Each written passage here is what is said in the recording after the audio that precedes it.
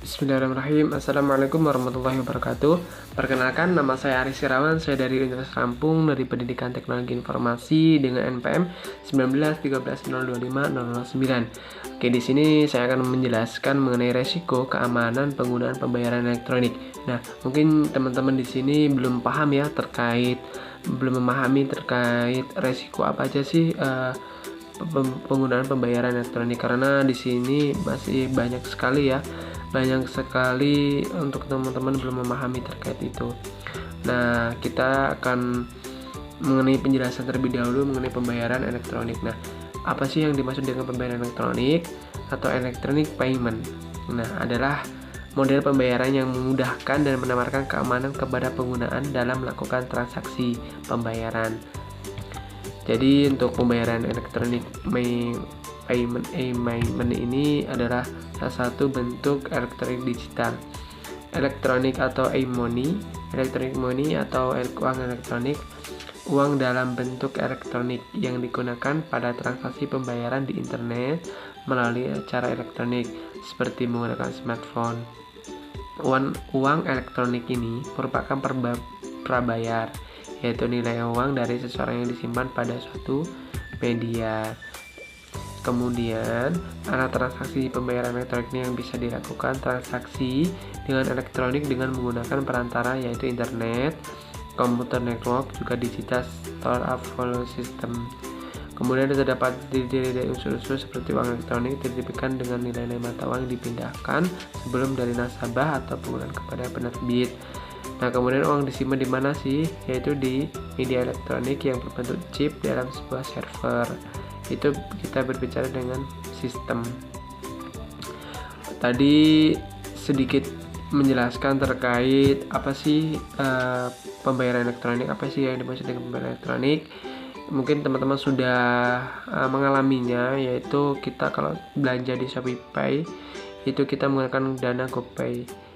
Nah, jadi kan dana GoPay itu kita bisa gunakan dalam memudahkan kita ketika kita membeli barang ataupun sesuatu yang di Shopee ataupun di online gitu.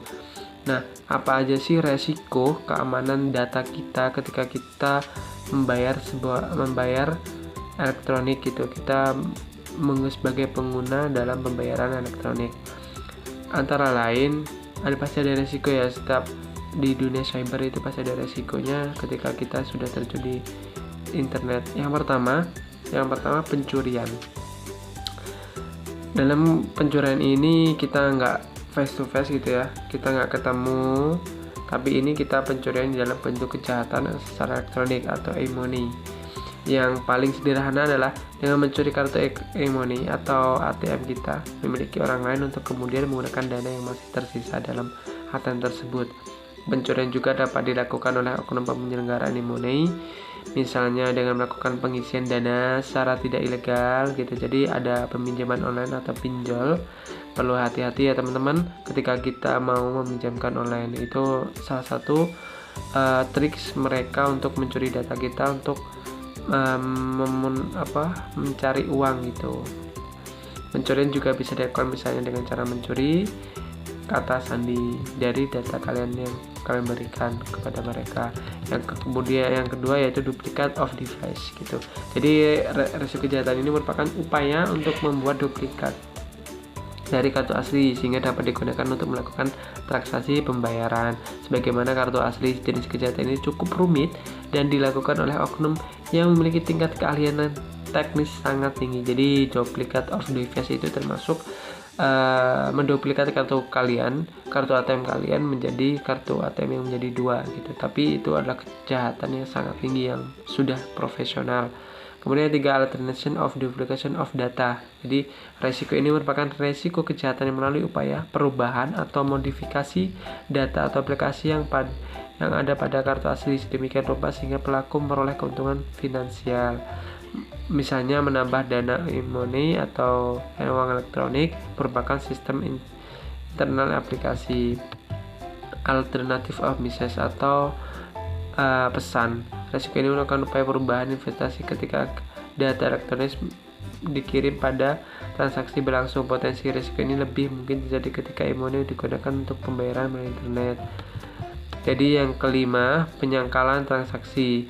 Penyelenggaraan keuangan lainnya dan penyelenggaraan e-money adalah penyangkalan transaksi. Yang keenam adalah mulfungsi atau resiko dapat berupa data corp atau hilang, tidak berfungsi aplikasi atau kegagalan. Jadi ketika kalian aplikasi gagal, itu bisa terjadi kehilangan data kalian ataupun sesuatu uang yang berharga. Jadi perlu hati-hati dalam memilih aplikasi untuk pembayaran. Jadi kesimpulan yang saya berikan pada video ini yaitu cybercrime menjadi isu yang membuat masyarakat masih enggan untuk beralih menggunakan e-money. Padahal e-money itu atau elektronik uang itu sangat resiko dalam sebuah keamanan data. Lebih baik kita face to face, walaupun memang lebih mudah secara online gitu, tapi resikonya sangat kecil ketika kita bertemu secara tatap muka. Kemudian ada pencurian data pribadi pengguna, pencurian saldo pengguna, multifunction transaksi, kurangnya edukasi, sosialisasi kepada masyarakat mengenai keuntungan dan kenyamanan menggunakan uang elektronik.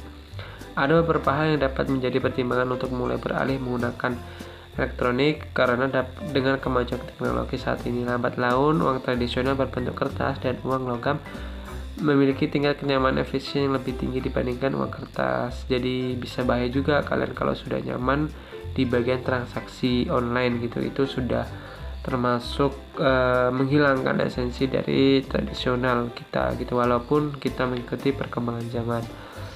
Nah, itu tadi salah satu bentuk resiko keamanan yang bisa saya sampaikan, atau yang ada beberapa sumber yang saya dapatkan terkait di jurnal maupun dari buku maupun dari internet.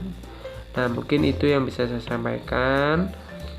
Apabila ada kekurangan dalam video ini, ya saya mohon maaf. Kemudian tolong mohon sarannya lebih baik ke depannya. Oke, saya akhiri. Wassalamualaikum warahmatullahi wabarakatuh. Terima kasih sudah menonton video ini, semoga bermanfaat.